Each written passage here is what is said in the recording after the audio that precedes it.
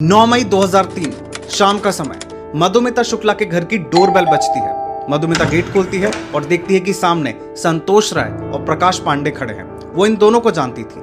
वो इन दोनों को अंदर बुलाती है, अपने सर्वेंट से कहती है कि इन दोनों के लिए चाय लेकर आओ। जब तक सर्वेंट चाय बनाता है वो दोनों मधुमिता शुक्ला को खत्म कर देते हैं। मधुमिता 7 मंथ्स प्रेग्नेंट थी। उसके मरने के बाद उसके रूम से एक डायरी और 4 पन्नों का लेटर मिलता है और ये कहानी उसी के बारे में है।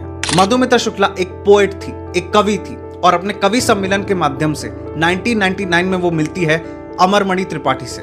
अमरमणि त्रिपाठी और उसके बीच में दोस्ती हो जाती है और अमरमणि उसे अपनी पॉलिटिकल स्पीचेस लिखने के लिए कहता है। धीरे धीरे ये दोस्ती प्यार में बदल जाती है। जबकि अमरमणि त्रिपाठी पहले से शादीशुदा थे। अमरमणि त्रिपाठी ने मधुमिता शुक्ला को पेपर मिल्स कॉलोनी लखनऊ में एक घर गिफ्ट करा और ये बात अमरमणि की पत्नी मधुमणि को पता चल गई। मधुमणि और मधुमिता दोनों की आपस में बहस हुई और बहस में मधुमिता ने कह दिया कि वो अमरमणि के बच्चे की मां बनने वाली है। और ये बात सुनने के बाद मधुमणि त्रिपाठी ने तय करा कि वो मधुमिता शुक्ला को अपने रास्ते से हटा कर ही रहेगी। मधुमिता शुक्ला ने अमरमणि को शादी के लिए प्रेशराइज करना शुरू करा।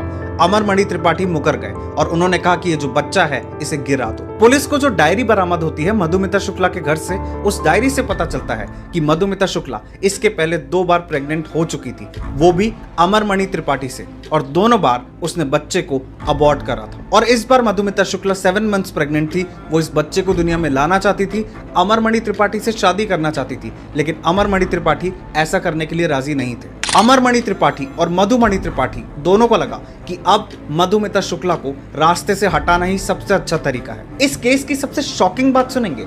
अमरमणि त्रिपाठी और मधुमणि त्रिपाठी को 2007 में उम्र कैद होती है। ये दोनों 2012 तक जेल में रहते हैं। 2012 में ये अपनी जेल का ट्रांसफर गोरखपुर यूपी में करवा लेते हैं और 2013 में मधुमणि त्रिपाठी कहती हैं कि उन्हें हॉस्पिटल में एडमिट करा जाए क्योंकि उनकी तबीयत खराब है। कुछ महीने बीते और अमरमणि त्रिपाठी ने भी यही बहाना बनाया। दोनों पति पत्नी एक ही मेडिकल कॉलेज में अपना इलाज करवा रहे थे और इसके बाद अमरमणि त्रिपाठी और मधुमणि त्रिपाठी कभी जेल नहीं गए। उन्होंने अपनी पूरी सजा हॉस्पिटल में ही काट दी, ये कहकर कि वो बीमार है। ऐसा कहा गया कि अमरमणि त्रिपाठी को न्यूरोलॉजिकल और स्पाइनल इश्यूज है।